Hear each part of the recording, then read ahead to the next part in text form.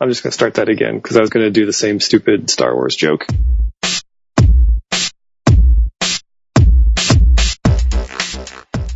You're listening to the Theology of Games podcast, your source for gaming news, reviews, and interviews with the top voices in the industry. Find us online at theologyofgames.com.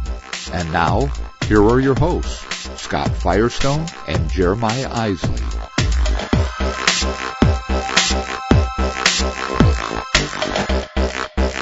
Hey everybody, welcome to the Theology of Games podcast, episode number 6. I am Jeremiah Isley. And I'm Scott Firestone, and I just talked over Jeremiah. That's okay. I was just going to say I'm joined by Scott Firestone, but he just introduced himself. So, we are here again for another podcast. How's it going, Scott? I'm doing fine. How are you? I am doing spectacular, although it's, like most times, it's getting late here, and it's not late there. But yeah, Jeremiah, every time we record a podcast, unfortunately, he gets the short end of the stick because he's 2 hours ahead of me. And so I'm like, hey, I'll just roll in and do my podcast at 9 o'clock at night. And he's like, it's 11 o'clock. Can we do this thing? Yeah, and then we mess around with headsets and Skype and phones and things like that for like 40 minutes. Which doesn't bother me because it's only 9 o'clock. What's the big deal? Yeah, it's no big deal. But I don't have to work in the morning. It's cool. Actually, I do. That's a lie. Anyway, so we have a lot for you this month. We are catching up on all our podcasts from last year. We're catching up on reviews. And we've got some of our new favorite features like Fill in the Blank and Fire and Ice. And we're going to talk about games that are on our table and just all kinds of fun stuff. So let's do this. All right. What's been on your table, Jeremiah? What's been on my table, besides lots of holiday food? Happy New Year, by the way. Are you talking to me or the audience? Everybody. Happy New Year. And to you, sir. Oh my gosh. The last 30 days, I have eaten so horribly. I don't even want to step on a scale or anything like that. I need to go for a run. Anyway, besides lots of food, there's been quite a few games on my table recently, including one, get this, how's this for a segue, called What the Food? Are you kidding me? I am not kidding you. That's a little fun take that card game that simulates a school cafeteria food fight. It's 3 to 8 players. Lots of just fun, light little game of slinging gross combinations of foods at people, and there's lots of like ganging up and take that and special powers and special actions that allow you to throw more or grab more food off the floor and then throw it at people. It's a fun little game. Been playing that with the boys. We have not played that yet. A lot. My kids saw it and they really want to play it. They are going to like it. I'm just going to tell you. It's going to be, yeah. So, been playing that. Been playing Draco Magi, which is a cool 2-player card game that actually employs like 2 different battle systems in the same game, which is really interesting and oddly enough does not clutter the game up at all. I don't know. Have you played this one yet? No, we were all set to play it one night, and then a third guy walked in, and we went, well, I guess that's not happening right now. You can sit and watch us play this. It'll be great. So I've come really close, and I'm going to play it soon, but we have not had a chance to play it yet. Yeah, I think you'll like it too. It's a fun game, and it's light, but it's deep. For me, it hits the sweet spot in a 2-player card game kind of thing. I've also been playing Euphoria, the new Stonemaier Games worker placement game set in the dystopian land of Euphoria. Been having some good times with it, but it's been an interesting game because it seems like it needs the full complement of 6 players or 2 players. There's somewhere in between there, things can tend to get unbalanced, but I've noticed because of the size of the board, the more players you have, the better off you are with this one. Yeah, I've played once, And I want to reserve my major opinion until I've had a chance to play a few more times. But we played with 3, and it was not good because 2 of the 3, who were not me, had the same people from the same faction that they were working on. Right. So I was the odd man out, and they were just bam, bam, bam, bam, and they moved up, and they were helping each other, and obviously not conspiring against me specifically, but they just happened to working together on that. And so there was no way in the world I was going to win that game. And yeah, because they're getting bonuses and they're building on the same bonuses and they're getting the same benefits. Yeah, so I've noticed the more players that are in this game, the better off you are because there's 6 players and there's only 4 different factions. So some people are going to be working alone, some people are going to be working together, but there's it gets more crowded, and I think the game works and the concept works a lot better when the game is actually crowded, when the board has a whole bunch of people grabbing for the same spots. I'm definitely looking forward to trying it with more than 3. Yeah, I think you should. I've also been playing, gave Oddball Aeronauts a quick spin, which is a really interesting game. I think you've played this too, haven't you? I have.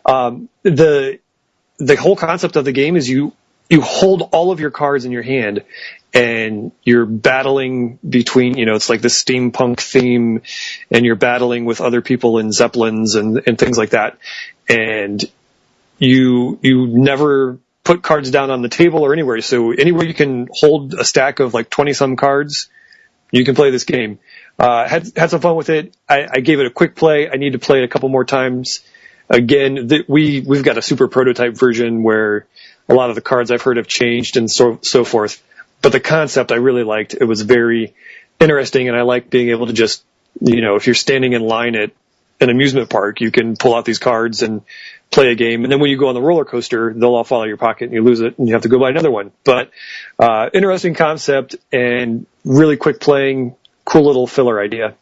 I liked it too. The gimmick of holding it in your hand and not needing a table is actually really cool. And the artwork is fantastic.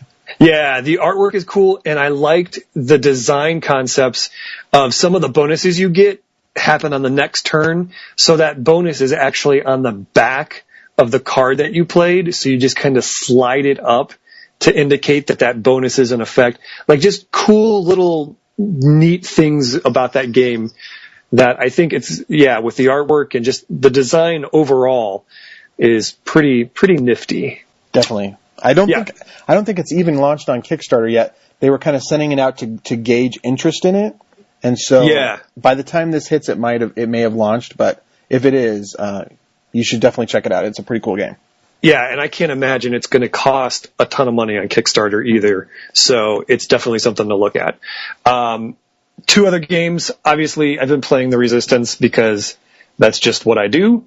And we all do. And yes. And then I've been playing the Duke. I've been working through some of the expansion sets, and I got to play the Conan guy. I'm blanking on his name. Conan?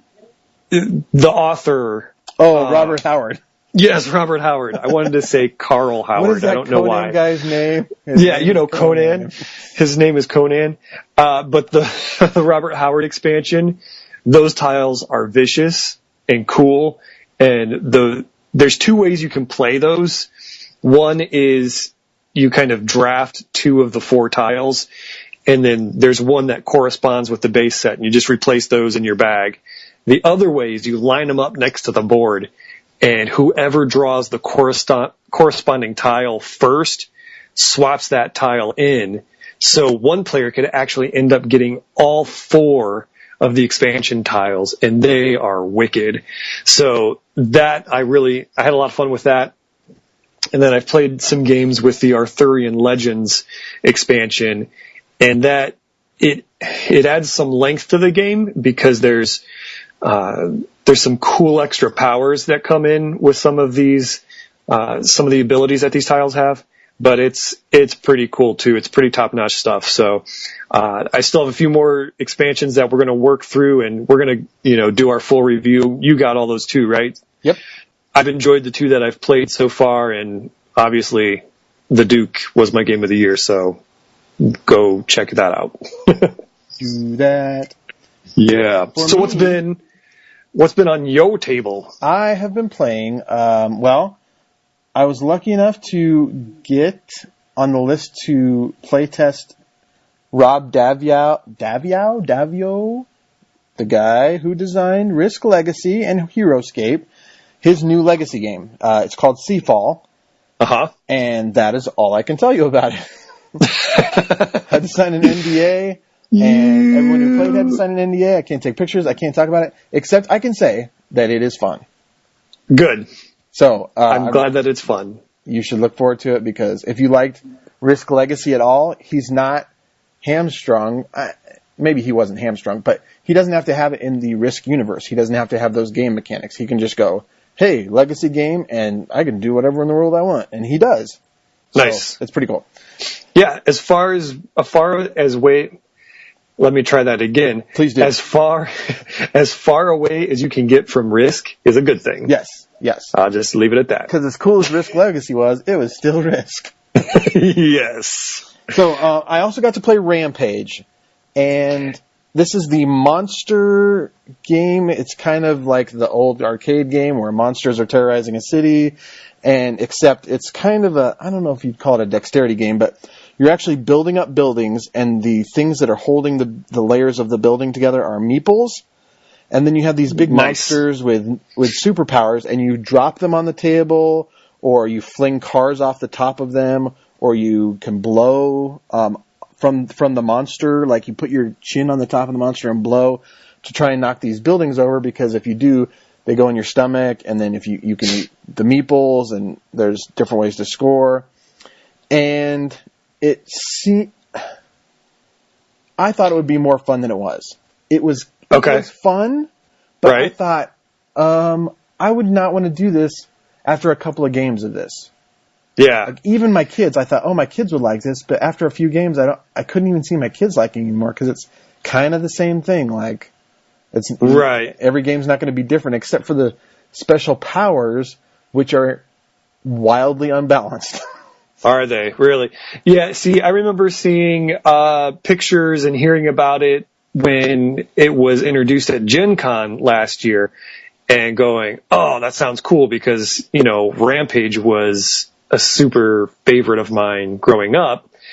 And it's interesting to hear that, because, it sounds cool with meeples spilling out of broken buildings and flinging cars at them and stuff like that, but I can see what you're saying with it kind of being like, it's going to be the same thing again. And it sounds like a lot of setup. It is a lot of setup. And don't get me, the game we played was fun, but as soon as I was done, I was immediately like, okay, that's fun, but it's never going to be different. It's going to be the same thing. So, and I know that sounds weird. You're like, well, won't it be fun every time? But I think it's going to be diminishing returns. Sure. It's just, and the power I had a long tail. So I could drop from practically anywhere, whereas other people had to move up, and it just seemed ridiculous. It's hard to explain, but mine was ridiculously overpowered, and I crushed everyone. So I thought, that's a problem too.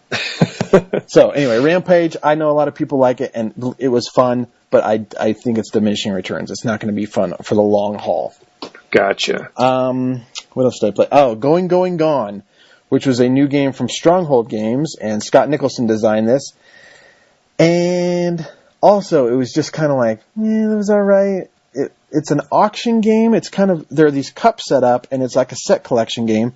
And you have cubes that are basically your money, and there's a countdown timer. Somebody says 5, 4, 3, 2, 1, but they can do it as fast as they want, or they can do it as slow as they want. It's each turn there's a different auctioneer, and that person can do it as fast or as slow as they would like. And you start chucking your cubes, which is your money, into these little cups, and then once the timer reaches down, bam, he closes it off, and you count it up, and people get these different sets of cards. But, like you could throw it in there, and it could bounce off and bounce into a different cup, and things like that. So I think it's supposed to add some element of, kind of fun with that. But we are all just kind of like, that game was just okay. Yeah. And I don't want to bag on Stronghold, but here I go. The game is 5 little plastic cups, kind of like the ones you get on laundry detergent. There are 5 little cups. Okay, a right. small deck of cards, some cubes, and the MSRP is $50. Oh, wow. Yeah. So one guy was like, well, maybe those cups cost a lot. And I was like, I can get a free one every month with my laundry detergent.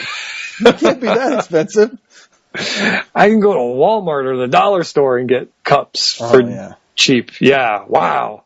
That does sound a little bit pricey. So maybe that played into my dislike of it, but then again, I dislike practically everything. Yeah, we know.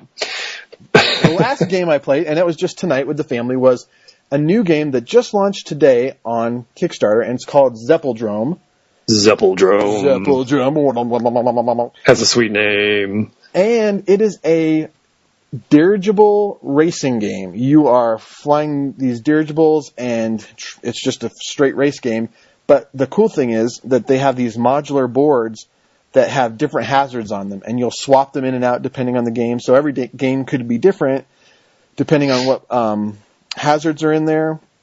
And each one is unique and distinct. Like one of them has anvils that are floating on a balloon, and if you go over them, you grab the anvil, and your dirigible will move down one space because you just grabbed this anvil. And then later on in the game, at any point, you can drop that anvil off, and boink, you'll pop up one. And so that could be useful if you have to get around an obstacle or whatever. So it's really thematic and fun and lighthearted. There's a lot of take that as you can mess around with other people's plans, but you kind of plan out the turn, and then you have these action cards you can play to just mess with people's turns. And so it's a take that race game, and there are a lot of those out there, but this one was unique and fun, and highly recommend it. Yeah, it seems like the dirigible battle race sort of game is like, I don't know, people are all about Zeppelins and blimps and stuff, because Fantasy Frontier is going to be coming out soon, and Zeppeldrome and Oddball Aeronauts. But, I haven't played this one yet. I have my copy. I'm eagerly waiting to play it because it looks fun. I've read through the rules and looked at the pieces and the components, and it looks really, the style of it looks kind of, is it me, or does it look like a Monty Python-esque kind of style?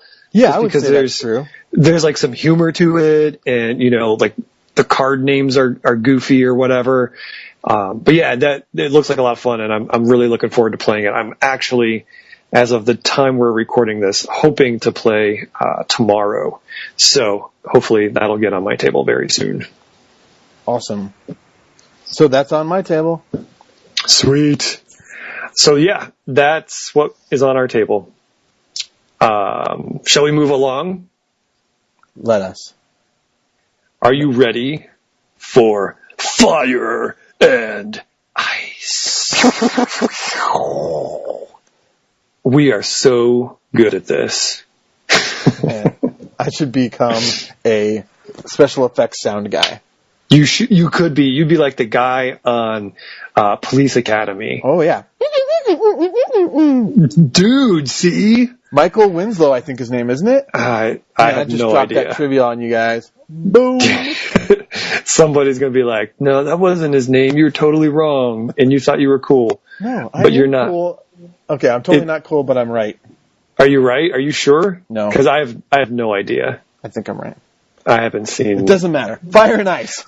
This is a cool segment we have where, because my name is Firestone and his name is Isley, we have Fire and Ice. This is a game. This is a game that we are hot on right now, that we really like, and then the Ice one is one that's kind of left us cold and maybe isn't very high on our list right now. Yes. So why don't you go ahead and tell us what's on fire for you right now? On fire! I had a chance last week to play the new Tzolk'in expansion, Tribes and Prophecies. Yes. And how was it? It's awesome. Yeah. If you like Tzolk'in, I mean, sometimes expansions kind of, you're afraid to play an expansion for a game you love because it actually makes it worse, or it doesn't really add anything to it. For instance, one of my favorite games is Princes of Florence, but the expansion is horrific. And made me hate my favorite game. So, but this time, it's really cool. It's exactly what I want in an expansion, which is just, here's some cool things. They add a little bit of complexity, but it doesn't throw anything off. It doesn't change fundamentally the game. Yeah. So there are tribes and prophecies. The prophecies are things that are coming up, and you know about them because they're prophecies, and you can see them coming up, and basically they mess with the game, but also give you bonus points. So one of them is, if anytime you get gold, you have to pay an extra corn for this entire quarter of the game. Right. And then at the end of that quarter, you get victory points based on how much gold you were able to get. So it costs more, but at the end you'll get victory points for getting it. Or if you, for a quarter, anytime you get a crystal skull, you have to move down on one of the temple tracks, but then at the end you get victory points based on how many crystal skulls you were able to get. And then you have to fight Indiana Jones to keep it. We are not allowed to talk about that Indiana Jones movie. Remember? Oh, I'm sorry. We agreed. We did. I apologize. Continue, please. Okay. I don't know if I can. I'm so worked up now. So those are the prophecies, and then the tribes are these special powers that you everyone gets 2 or 3 of them at the beginning of the game. I can't remember. And you pick one of them, and you read it, and you go, "Oh, that's ridiculously overpowered." And then you read the rest of them, and you go, "Oh, they're all ridiculously overpowered." So it's fine. So like one of them, when placing workers on the gears, you can skip over one unoccupied space as though it were occupied. Just for the whole game. That's your awesome thing you get to do. For one of them, you can choose to skip your turn. You don't place or pick up workers, and you get 2 corn. So you just get to, sometimes you're like, oh, I wish that guy could ride around one more time. Well, he can. And then another one, this one really messes with people. This is the one I had. So to call and Uxmal, which are the red and yellow gears, they're basically the same thing for you. And same thing with the black one and the green one. They're the same thing. So if you are on space 5 of to call, when you take your guy off, you can either pick that space or you can pick what's on the yellow one. They're exactly the same for you. Nice. So people are trying to plan out what you can do, and they're like, oh, he could do one of 2 things. He's got the double doubler. So anyway, they're all ridiculous, and they're all ridiculously fun. So that's cool. It's a great expansion. If you like Tzolk'in at all, there is no reason not to pick this one up. That's cool. I like it when games like that do expansions well. We got our youngest for Christmas got the Power Up expansion for King of Tokyo, and it's perfect. It's just like you were explaining this one. It adds some cool abilities, adds another choice of a monster, and it doesn't mess up the game at all. It works perfectly with it, and it just adds a touch more strategy to it, and it's seamless with the game. So that's cool. I'm glad to hear that the expansion for Tzolk'in is right in the wheelhouse. And that is a pun that was intended. Get it? Wheelhouse. Yeah, there you go. Yeah. All right, so my game that I am on fire for, and you may have guessed, because I just picked it as my game of the year, is the Duke. I've been playing quite a large amount of the Duke lately, and it still holds up. It's really... we've talked about it a lot, so I don't want to go into great detail, but it still, after dozens and dozens of plays, just holds up well. It plays well. It really becomes, it's such an even split between manipulating the game in your game pieces and outwitting your opponent and trying to think ahead of what they're thinking and trying to cut that off. So I love it. It's a battle of wits, and it's a battle of figuring the game out and making it work for you. And so the Duke, I'm telling you, if you like strategy games in the least, just go pick this one up, and you'll have lots of fun with it. Agreed. So what is your ice pick? What are you cold? Not that it's a bad game. or anything like that. It's one of my all-time favorites. But I think the game that I'm getting cold on for right now is Carcassonne. It just, again, not that I don't like the game. It's just I've played it so much recently.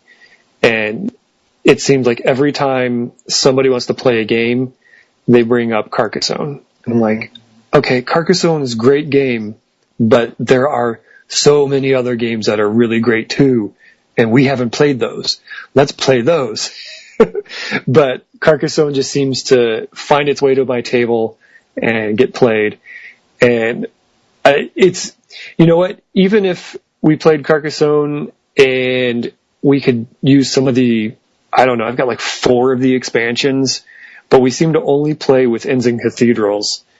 And so it just needs spiced up for me. Maybe if I had gingerbread meeples, it would be all better. I did not get them for Christmas. Oh, so I'm sorry. Here's a little fun fact for you. How many games were under my Christmas tree for me this year? 0. Oh. I got none. What? I got nothing. It's like people don't even know you. I tell you what, it's crazy. But I got a couple for the boys, and so I've been having fun with those. But yeah, so Carcassonne just needs spiced up for me. So I'm a little cold on it right now until something shakes it up. Maybe I'll pull out the Princess and the Dragon expansion and send a dragon around eating meeples. That's always fun. It is always fun. I like that expansion. Well, that's a different story. All right, so what are you cold on? What am I cold on? This is not a play on words, even though it sounds like it, or a pun. Oh boy, Snowdonia. Snowdonia. It is a worker placement game that kind of had some good buzz going last year, and people were trying to get copies over here in America early, and there was a Kickstarter, and then there was a big sale around Cyber Monday on it that I almost just pulled the trigger because I was getting such great reviews, and a buddy of mine on Facebook was really liking it, and I was like, man, I got to play that. So I was able to play it, and then I just got done and went, that was it? That was not very good at all. It wasn't a terrible game, but it was just it was too long, and there was no progression, there was no story. Like, the idea is that you're building this track up the summit of these mountains but there's no arc to the story. It doesn't get harder at the end. There's different cards that have different amounts that are a little different every game, but in the end it was it wasn't fun. Yeah. So I really like the worker bad. placement game. I like worker placement games a lot, but Yeah. This one was just kind of completely mediocre. And then the guy on Facebook who was talking it up so much, he just a couple of days ago posted something on someone else's wall and talking about how after, I think 6 or 8 plays now of the game, he's like, yeah, I'm kind of lukewarm on it too. I might get rid of it. So, like, oh, good thing I didn't listen to you. There you go. So, Snowdonia. Well done. It was more like Slowdonia. Am I right? Yeah, and I see what you did there. All right, so let's talk about another new segment. You wrote a jingle for this one the time we did it. Do you remember that? I do. But it's always. Do you need the key? Do you need a note? No. All right. Fill in the blank. Fill in the blank. We're going to play us some fill in the blank. You rewrote it. Yeah. Well. When did you do the rewrite? Mere seconds ago. Okay. Awesome. All right, so this is a segment where we give 3 different sentences that may contain 1 or more blanks, and we take turns filling in those blanks to our discretion, and then we post these to our Facebook wall, and you, the listener and Facebook follower, fill in the blank. So here we go. Are you ready? I'm ready. All right, here. You go first. I'll say it, and then you... All right, here we go. In 2013, I backed blank Kickstarter campaigns. In 2014, I will back blank campaigns. So how many did you back in 2013, and how many do you expect that you will back in 2014. Now, this may be skewed a little bit for us because we, as super awesome blogger people, do often get games sent to us from Kickstarter folks. So for us, the numbers may be lower because of that. But I'm interested in your take, and I'm definitely interested in what our readers and listeners and followers have to say about this. But for the time being, fill in the blank, sir. The first blank is 2. 2. 2. I backed Dungeon Delve and Coin Age, both of which happen to be Tasty Minstrel games. Look at you. And I had received Dungeon Roll, and I have yet to play it. It's on my shelf. And Coin Age, I basically did it because it's $3. Right. Which I know it's only $3, but I'm even questioning that. I'm thinking, I want to do that. So I'm not sure about the answer, obviously, for 2014. But my guess is it's going to be 2 or fewer, maybe even 0. Because for me, there have been so few Kickstarter games that have been worth it. I have either backed them and thought, okay, that was fine, or I have played them and thought, that was awful. I'm so glad I didn't back that. Right. The only thing that could make me really jump on a Kickstarter now, I think, is if it was something I really trusted and they were giving away sweet Kickstarter only promotions. Yeah. I think that's the only way I'm going to do it now. Otherwise, I'm just going to wait. Yeah. I also only backed 2 this last year, and the 2 that I backed were actually Coin Age, because again, it was $3. And, I'm actually looking forward to playing that one. It's like the microest of micro games. It's literally like a credit card and some coins.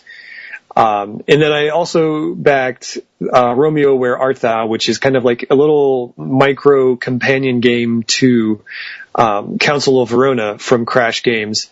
And I've played it once or twice, and it's an interesting little kind of hidden identity bluffing game. I'm not disappointed. It was a $2, to my door for $2. And I'm hoping to have more opportunity to play it.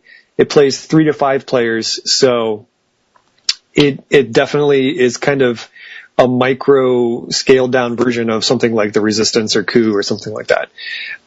So I've backed 2 this last year, and I agree with you. At least for now, I don't see myself backing much more than 1 or 2 this year. I totally get what you're saying with, sometimes what you get back is iffy. So backing something, you have to kind of, I think it's becoming more and more important for campaigns and, people who are launching stuff on Kickstarter to be known or reputable. We've certainly seen a few campaigns that just went south and people lost their money afterwards, that kind of thing. Mm-hmm. But I don't see myself. I see myself backing smaller things like I did this year.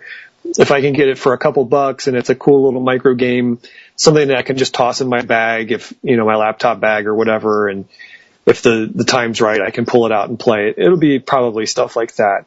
I just recently talked to a friend who backed Cthulhu Wars, which funded $1.5 million. Wow. It went berserk.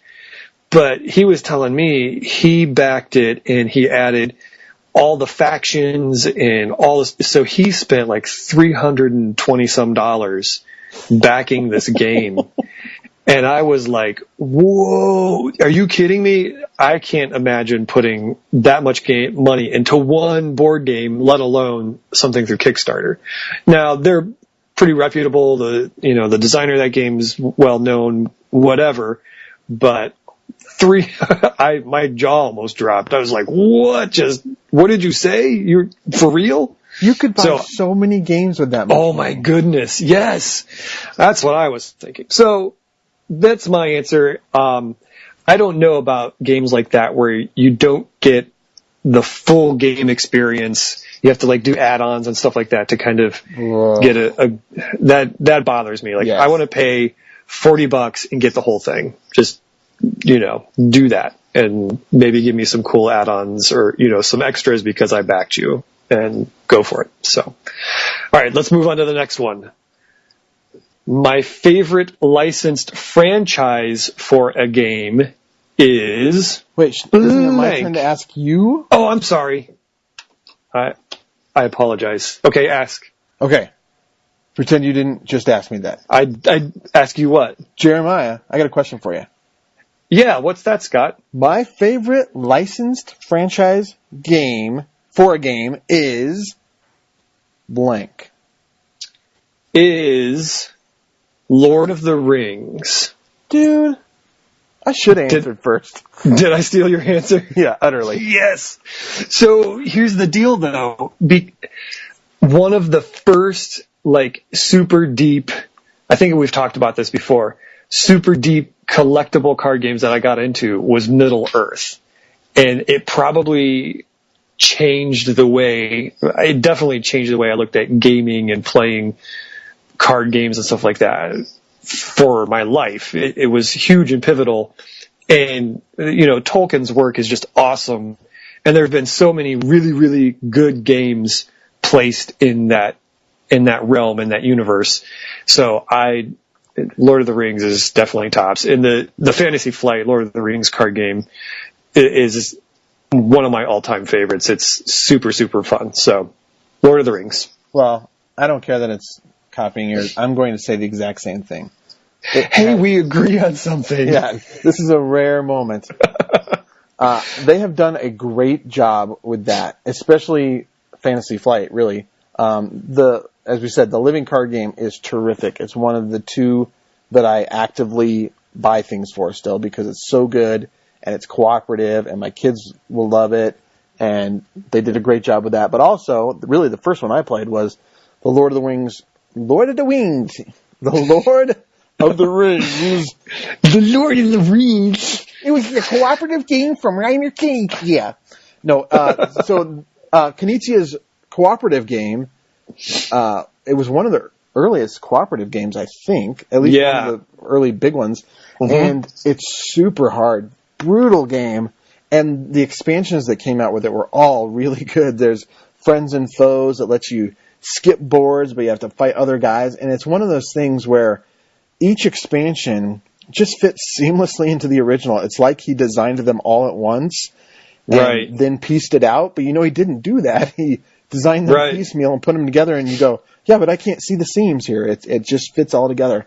So he did a great job with that. And then Lord of the Rings: The Confrontation is a terrific little 2-player game that has recently come back into print, and that's great. And Knizia also designed that.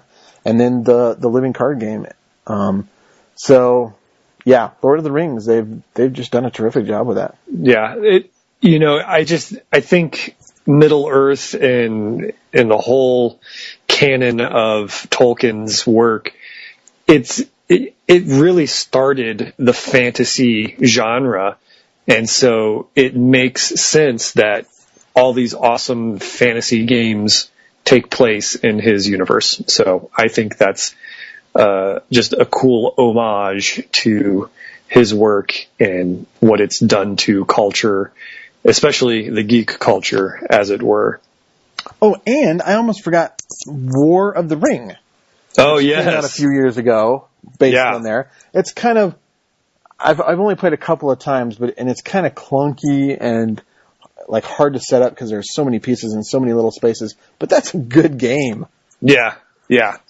So there's been just a ton of them, and most all that I've played are good. Yep. So there you go. All right. Do I get to ask this one? If you'd like. Well, I thought we were taking turns. Yeah, okay, then it would be your turn. Okay, fill in the blank, Scott. Are you ready to fill in a blank? Yes. Because I've got a blank for you. Okay. 2014 which is the year we are now in, 2014 will be the year of blank games. 1,000 more zombie games. Oh, don't say that. No, I'm not happy about this. Believe me. But there are so many. A friend of mine just showed up with his game box the other day.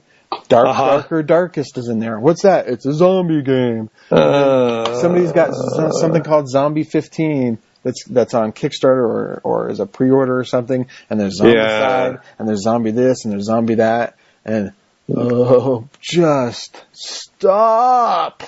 Yeah. Because it's not even like, I don't even mind zombies, but the games all feel the same. There might be little nuances that are different, but there's not much you can do with them. Yes, it's like, you go in this room and a bunch of zombies chase you. Wow, it's so different than every other one I've ever played.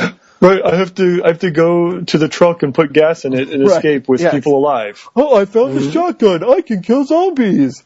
Well done, designer. Oh, yeah. It's such a, it's getting to the point where zombies are going to have to sparkle for them to do anything new. And we all know what that's for. Anyway, so. It's my answer, but I hope I'm wrong. I hope you're wrong too. Okay, 2014, I think, will be a year of micro games. We saw them start to creep onto the market this year, this year being 2013. Which is not this year. Because to me, I'm still getting ready for October of 2013, but here we are in January. Welcome to my crazy life. So 2014, I think we will see an even larger influx of micro games, which I don't know if it's good or bad yet. I've played a handful, very few micro games. Some of them I'm like, wow, it just is missing something. And some of them I think are pretty fun. So I think it's just going to be like any genre. There's going to be good games. There's going to be bad games. And hopefully there will be more good ones than bad ones coming out. But I'm hoping to see, I guess I'm not hoping, but I think that it will be the year of the micro game. That is probably true. Although I wonder, I was just thinking, well, even if they stink, at least you didn't pay much for them. But I wonder, what kind of profit margin? How can companies continue to make micro games when they're making very little actual money off of them? Yeah, I wonder if they are going for bulk because it's under $5. People are just buying them to buy them because they can, instead of dropping $80 or $70 on, a new set of Zolkin or something like that. Yeah. And I mean, Coinage made $65,000. So I don't know how much of that he actually gets, but still that's not chump change. Pretty good stuff. So there it is. And we just got hit up on Facebook by Alden Schoenberg, and he said that I pronounced it the correct way last time when we talked about Fire and Ice. So there you go. Wow. How's that for breaking news? Do we have the breaking news sounder? Idiot. Shut up. Alden. Thank you for clearing that up. I do truly apologize for mispronouncing your name. I mean that. There you go. Anyway, speaking of our listeners, we have some questions that have come in from our listeners. And I think we should take a few minutes to answer them. The first one we got was supposed to be answered like 2 podcasts ago, but we had to think about it, and we ran out of time because our brains were not working. And now we done thunk about it. There it is. So we're going to answer it. So this question, and boy, if I didn't write down who it came from, I'm totally sorry, whoever you are that sent this question. It's a good one. It's a very good one, and I'm going to look it up so we can credit the person that wrote it. But And it's actually the only question that we have that relates to gaming. So awesome. Kudos. What is a great game with bad components, or what is a bad game with great components? And we both agree on the first part of this one, but I'll let you go ahead and do that while I look up who this listener was. Okay, so here is a great game with bad components. You may disagree with us, but the first edition of Glory to Rome was yes. awful. It was terrible. There are people like, oh, the artwork's not that bad. No. I know artwork is subjective, but you're just wrong. It's bad. The artwork was terrible. The color scheme was too bright. Yeah, but you could see it really clearly. Yes, but I had to wear sunglasses to do it because it was so stinking bright. The artwork was ugly. It was too bright. It was just awful. So when they kickstarted that Glory to Rome with the minimalist, beautiful art, I was on it like stink on a monkey because that first edition was awful and the second edition art is beautiful. That's yes. And I totally agree with you. I have the first edition Glory to Rome, and the game is great. It's unique. The way the cards are multi-usable for different things, and they have different values. Everything about it was super, super cool. Fun game. But everything about it was butt ugly. Even down to the packaging was just terrible. Yes. Like it was this cheap plastic thing with the player mats that doubled as the cover for the box, and blah. It was just terrible. And everybody knew it, including Cambridge Games, and that's why they reissued it with the black box version. And I haven't played the black box version. I've seen a lot of images, and I saw it on a table somewhere at a store or at a convention or something. But it was, it looks so awesome, and I really think I would have an easier time getting people to play it if I had that version. Well, good luck, because I'm pretty sure it's ridiculously out of print. It probably is, and that's a sad thing. It is sad because Cambridge Games, they kind of, well, I don't want to go down a rabbit trail, but yeah, things weren't handled well, and it's hard to find now. Yeah, and yeah, I don't want to go down that trail either, but they have that Plato 3000 game. Yes. And it's that game. I don't know how I scored a deck, but I found it on some weird online retailer and got a couple decks of it, and I have not been able to find it anywhere since. And I have friends that are begging me to find that deck for them because they love that game, but you just can't buy it. So it's kind of a bad thing when you have a great game and you can't go buy it. Crazy. So anyway, not that we're going down that trail. Did you find out who asked the question? I am scrolling and scrolling right now. Okay. So while you're doing that, I will answer. This is a bad game with great components, and it is called Tannhauser. And it came out... Tannhauser. That's probably German, isn't it? It is. It's kind of a... it was like you were fighting Nazis, or were not. I don't think you were Nazis. That wouldn't make any sense. But it came out in 2007 from... Who published it? I think it was Fantasy Flight, wasn't it? Yes, it was Fantasy Flight.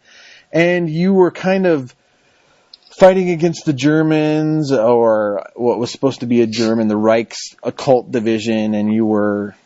Anyway, they had these miniatures that were really... The miniatures looked cool. The board looked cool. One of the things I really liked was that there was this line of sight rules that they had that were really cool. It was...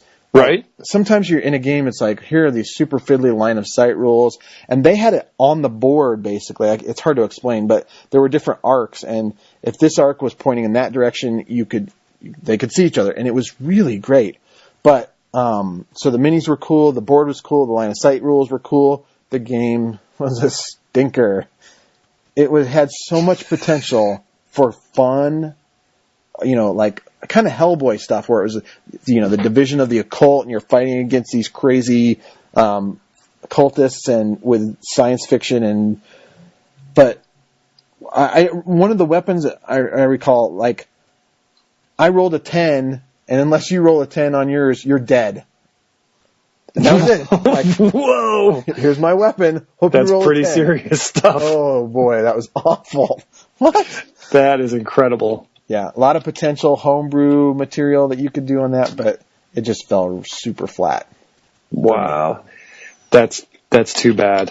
I actually did not come up with an answer for this one. I just got stumped on it, and so I'll just say Tannhauser, because sure, why not? Hey, something else we agree on, even though you don't know what you're talking about. Right. So there you go.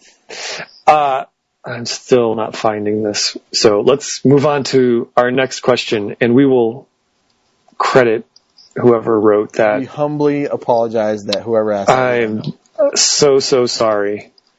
That's okay. We're moving on. I'll keep, you know who you are. I hope you have a warm fuzzy right now because it was a good question. It was a very good question, and it had something to do with games. So there you go. All right, moving right along. Next question came from Amy. She wants to know, why do we suppose fire engines are red? I do not know. An actual real answer for this that's really practical and makes a lot of sense. Mm-hmm. But as far as I know, I have no idea. Because because it's an emergency vehicle and white and blue were already taken for ambulances and cop cars. I don't know. Does that sound good? Sure. She's your friend. I don't know if she'll be happy with that or not. Let's go with that. Unless you've got some sort of urban legend that we can throw in there. I Googled it and all I can find are jokes about it. So, oh, yeah? Yeah, but they're not good. Were any of them, no, they're all dumb. Were they not good, like not appropriate, or just not good? Just not funny. Gotcha. I'm weird in that I like my jokes to be funny. Well, I think the scale is U-shaped. I think there are not games. I think there are jokes that are so bad that they're awesome. And then there's jokes that are mediocre, and those are the ones that are terrible. And then there's jokes that are really funny, and those are awesome too. Oh, wait, I think I may have found it. What did you find? Maybe the answer. This is from a website I've never heard of, and the guy is saying, well, this is from PBS.org's Firehouse Primer. I don't know if that's true, but here's what this person says. That when they first started out, they were basically volunteer fire departments because the government wasn't paying for it. Right. And so to spend less on upkeep on the trucks, they painted them red because it was the least expensive color at the time to create. Which kind of makes sense. I mean, if you think about royalty, the purples and the blues were always more, royalty because they were more expensive to create because you needed different dyes. So red may have been, I don't know if that's true or not, but anyway, that's what we're going to say. So Amy, Jeremiah's friend, the answer is because the paint was cheap. All right, we'll go with it. All right, our last question. This is from our friend Farmer Lenny, who is with I Slay the Dragon. And if you are a fan of gaming blogs, you should definitely check out I Slay the Dragon, because I think that they are my favorite gaming blog that's not us. Really? You're going to go on record for that? I can't think of another one that I prefer. Yeah. Maybe you can. You don't have to answer if there's another one. No, I don't think I do either. I really like their stuff. To be honest, I do like their stuff, but to be honest, I rarely have time to read a lot of other gaming blogs because I spend a lot of time on ours. Because I care that much. But when I do get time to read another one, it's almost always that one. So you should always check ours out first. But I Slay the Dragon's pretty solid. And so Farmer Lenny asks us, what? No, I'm just being stupid. Okay. It's fine. Keep going. So today on Twitter, I said, hey, are there any questions you want us to answer? Any sacred cows you want us to kill? Or any recipes you want us to share? And Farmer Lenny said, oh, yeah, I would love a good rub or marinade recipe for cooking those sacred cows. And he was trying to be funny, but here's the deal, Lenny. I'm going to give you a real answer. Oh boy. No, not for cooking sacred cows, but here's a good marinade. McCormick Grill Mates. The packets. Yeah. I use those all the time for marinating stuff. The Southwest one is really good for steak, and the Zesty Herb is really good for chicken. Okay. I use it all the time, and I would put my grilled chicken up against anyone else's grilled chicken. And Whoa. I'm serious. I've never had your grilled chicken, listeners, but mine is better than yours. So, I can't actually think of the last time I marinated something, except like if you're talking about like marinating on something when you're like thinking it over and that kind of thing. I never think about things. Yeah, well. But the other one I do. Okay. And that's my secret. McCormick Grill Mates. McCormick, your secret's out. Now everybody's going to have the same grilled chicken that you have. No, they're going to have the same marinade I have. They're not going to have the same chicken I have. Because, yeah. Yeah, you like go out in the mountains and catch wild chickens and stuff, right? Wild chickens? Yes, I get on my horse and we stampede the wild chickens into a canyon, and then the chickens have nowhere to go. We jump off and throttle them and cook them. No, you don't jump off. You use your boomerang to catch a wild chicken. Everybody knows that. That's the wimpy way out. Hit them with a boomerang from your horse? No, you got to get down there, get your hands around their scrawny chicken necks. All right, I'm done. I don't know. That sounds kind of dangerous. Anyway, like I said, I haven't marinated anything in a very long time. But when I'm grilling burgers, I'm all about grilling in some A1 sauce and a good helping of like salt and pepper and that sort of stuff to just spice that bad boy up. So that would be my recommendation if you're doing burgers and not doing like that marinating stuff. So there you go. There you go, Lenny. So you may have wanted that question for evil, but we turned it to good. That's right. That's what we do. Seriously, thank you all for the questions. We love them, and they add some fun to the podcast. Absolutely. Yeah, keep them coming. We are always looking for cool questions and fun stuff to answer, so we may even remember your name next time. And I still haven't found it. I've been scrolling this whole time. You've had lots of time to look, and it's just not happening. I have. We are terrible. We'll tag him on Facebook and all kinds of stuff when we find him. But we appreciate that question. Super a lot. What else do we have? Is that it? I think that's it. That's another podcast in the can. And guess what? 20 seconds ago, we turned over the 1 hour mark. We kept it to an hour. Yeah, and we're going to totally cut out a bunch of stuff. So we might even be under an hour. That's awesome. We crammed a lot of stuff into that hour. We did.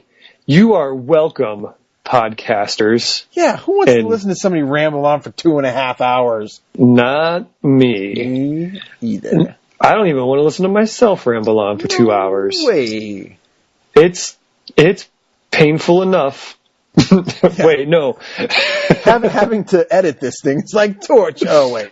No, it's the most beautiful thing in the world. Melodious voices. So there it is, a podcast, episode number 6, and I didn't make a single Star Wars reference. Did I? I didn't. Way to go, kid. That was 1 in a million.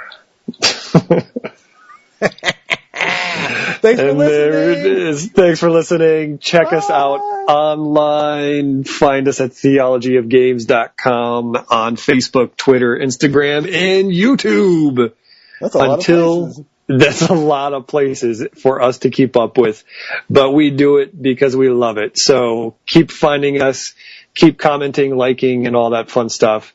Please share us with your friends and go play some games, and we'll catch you next time. Bye. You've been listening to the Theology of Games podcast with Jeremiah Isley and Scott Firestone. If you enjoyed this episode, we would appreciate your subscription to the podcast and your review on iTunes. Thanks for listening. Have a blessed day, and until next time, get a game on the table.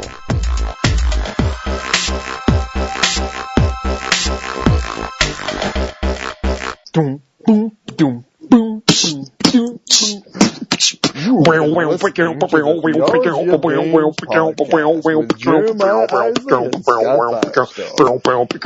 Please check us out online at theologyofgames.com. And until next time, have a blessed day.